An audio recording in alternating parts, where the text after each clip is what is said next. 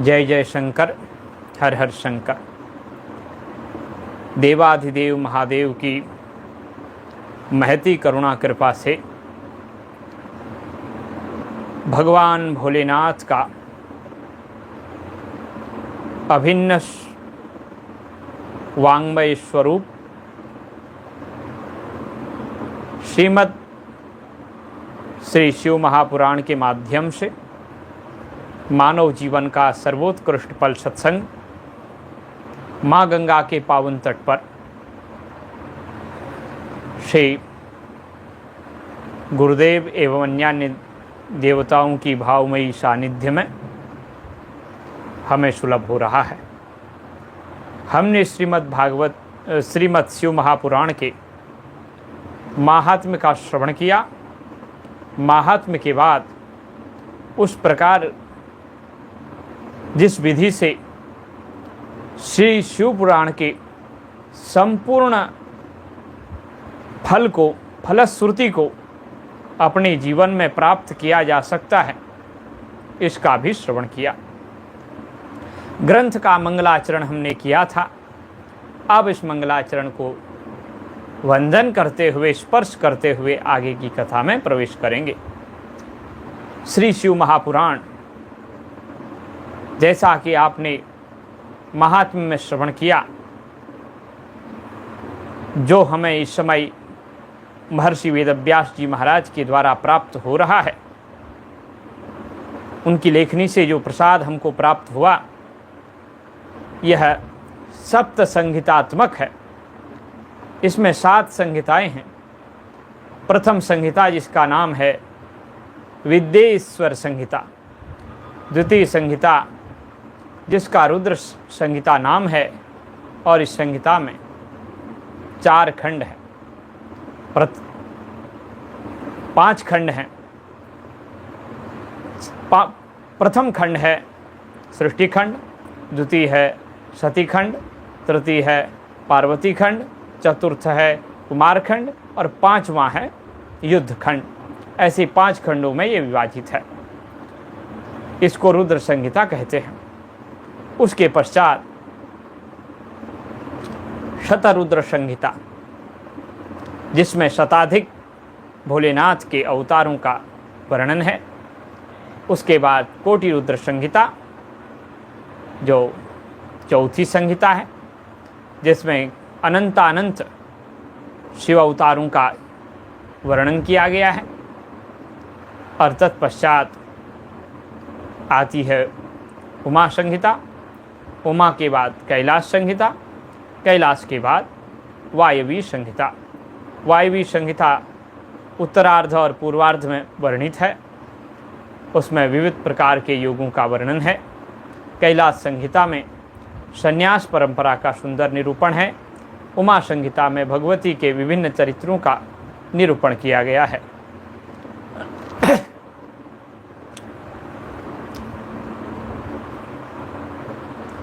यहाँ मंगलाचरण करते हुए महर्षि वेदव्यास जी महाराज, जो ब्रह्म कुलोत्समुत्पन्न हैं, ब्रह्मा जी से वशिष्ठ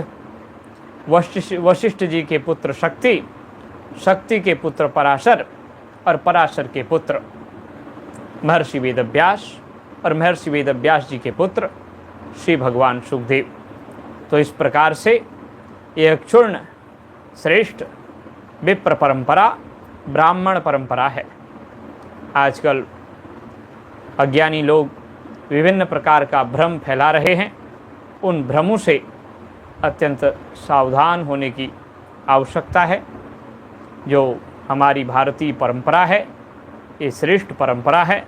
इस श्रेष्ठ परंपरा का हमें आदर तो करना ही है, और इसके बारे में निरंतर जानने का प्रयास करना है। आजकल विभिन्न प्रकार के पश्चिमी संस्कृति से विशेष प्रेम रखने वाले और भारतीय संस्कृति के प्रति द्रोह रखने वाले लोग हमारे ग्रंथों के प्रति, हमारे संतों के प्रति, हमारे आचार्यों के प्रति, हमारे ऋषियों के प्रति घृणित दृष्टि से देखने का प्रयास कर रहे हैं। इसलिए उन सब से भी शांत होने की और आवश्यकता है, सावधान होने की। हम समय आने पर उन विषयों पर चर्चा करेंगे। इस समय हम इस शिव महापुराण के मंगलाचरण का, जिसमें भोलेनाथ का ध्यान किया गया है, भोलेनाथ का जो चरित्र है वो बिल्कुल ही विचित्र है। वह भूत प्रेतों के साथ में निवास करते हैं, शमशानवासी हैं। ये सब उनके बारे में ग्रंथों में वर्णित है। और साथ ही उन्होंने विष का पान किया है, कंठ में गरल है, लेकिन शीश पर अमृत है, शीश पर गंगाजल है, शीतल चंद्रमा है। तो विशेषताएं उनकी इतनी ज़्यादा हैं कि उनको परम पवित्र और परम मंगल के रूप में हमारे ऋषियों ने चिंतन किया। आद्यंत मंगल, आदि अंत पूरी तरह से मंगल ही मंगल है। मंगलम भगवान शंभो, मंगलम वृषभध्वज, मंगलम पार्वती नाथ, मंगलायस्तनुहर। श्री हरशंकर पूर्ण रूप से मंगल है। आद्यंत मंगल मजात समान भाव, नित्य मंगल है, जिनकी समानता, जिनकी तुलना संसार में किसी अन्य से नहीं की जा सकती, जो श्रेष्ठ हैं, सबके ईश्वर हैं, अजर हैं, अमर हैं, माने जिनको बुढ़ापा नहीं आता, जो सदैव प्रकाशित रहते हैं, सदैव चेतनता के स्रोत बने रहते हैं, जो हम सबके आत्मदेव हैं, जो समस्त प्राणियों के हृदय में प्रकाश के रूप में प्रस्फुटित होते हैं। ऐसे भगवान जिनके 5 मुख हैं, पंचाननम, जिनके 5 आनन हैं, और प्रबल पंच विनोदशीलम, जिनके 5 प्रबल विनोदशील है, 5 प्रकार की जो निरंतर क्रीड़ाएं करते हैं, उनको कहते हैं पंच विनोदशीलम। डॉक्टर साहब, पंच विनोदशीलम, 5 प्रकार के जिनके कर्म। कौन से कर्म हैं? तो कहते हैं जगत की रचना, समस्त जगत की अनायासेन रचना, समस्त जगत का अनायास पालन, समस्त जगत का अनायास संहार, समेटना, और साथ ही उनका अनुग्रह और तिरोभाव। वो कृपा भी करते हैं, इसलिए कैसी कृपा करते हैं इसके बारे में हमारे ग्रंथों में कहा है। कर्पूर गौरम करुणावतारम संसार सारम भुजगेंद्रहारम सदा वसंतम हृदयारविंदे भवम भवानी सहितम नमामि। वो करुणा के अवतार हैं, उनका स्वरूप सुंदर, स्वभाव सुंदर और प्रभाव भी सुंदर है। ऐसे भगवान पंच विनोदशील हैं। संभावये मनसि शंकरमं विकेशम, ऐसे सर्वश्रेष्ठ आर्य अजर अमर ईश्वर अंबिकापति भगवान श्री शंकर का हम मन से चिंतन करते हैं, मन से मनन करते हैं। ऐसा इसका भाव प्रस्तुत किया गया है। उसके पश्चात व्यासवाच, महर्षि वेदव्यास जो इस ग्रंथ के प्रणेता हैं, तो इस कथा का प्रारंभ स्वयं अपनी लेखनी से कर रहे हैं। धर्मक्षेत्रे महाक्षेत्रे गंगा कालिंदी संगमे प्रयागे परमे पुण्ये ब्रह्मलोकस्य वर्तमनि। एक कथा धर्म क्षेत्र, पुण्य क्षेत्र, महाक्षेत्र, तीर्थराज प्रयागराज में प्रारंभ हो रही है, जहाँ गंगा एवं कालिंदी का, भगवती गंगा और भगवती यमुना जी का प्रत्यक्ष समागम दृष्टिगोचर होता है, और गुप्त रूप से जहाँ भगवती सरस्वती भी ब्रह्म प्रचार के रूप में ब्रह्मज्ञानी महात्माओं के द्वारा उपदिष्ट ज्ञान में भगवती सरस्वती मैया भी प्रत्यक्ष साक्षात्कृत होती हैं। तो ऐसा भगवती गंगा यमुना का संगम महान पुण्य क्षेत्र जो प्रयागे परमे पुण्य, प्रयाग है, परम है, पुण्य है, जो ब्रह्मलोक का मार्ग है, ब्रह्मलोक को प्रदान करने वाला मार्ग है, ब्रह्मलोकस्य वर्तमनि। और प्रयाग का मतलब ये भी होता है जहाँ प्रथम यज्ञ हुआ हो, जहाँ स्वयं ब्रह्मा जी ने यज्ञ किए हों। शास्त्रों में इस बात की चर्चा है।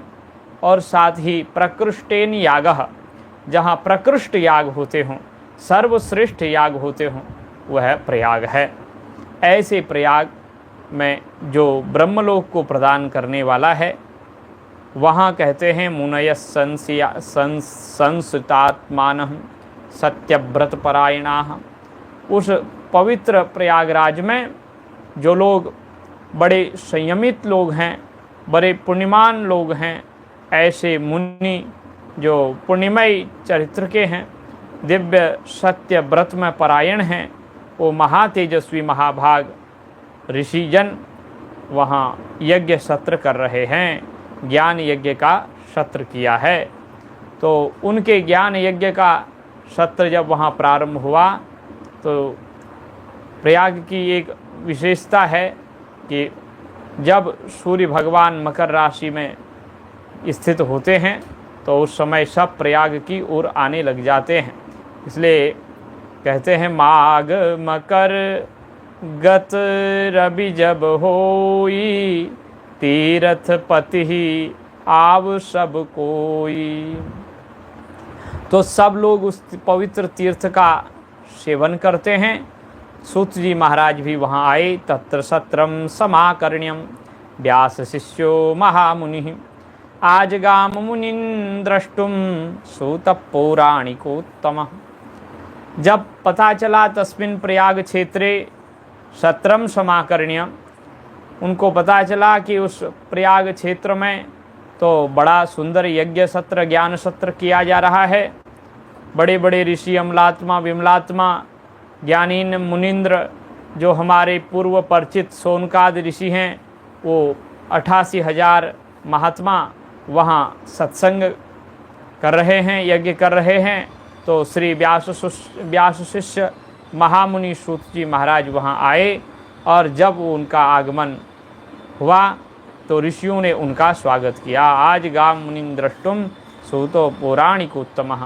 पौराणिकोत्तम, पुराण वक्ताओं में श्रेष्ठ, पुराण के महर्षि वेदव्यास जी के कृपा प्रसाद से प्रथम अधिकारी श्री सूत जी महाराज आ रहे हैं। ऐसा सुन करके उनको बड़ा हर्ष हुआ।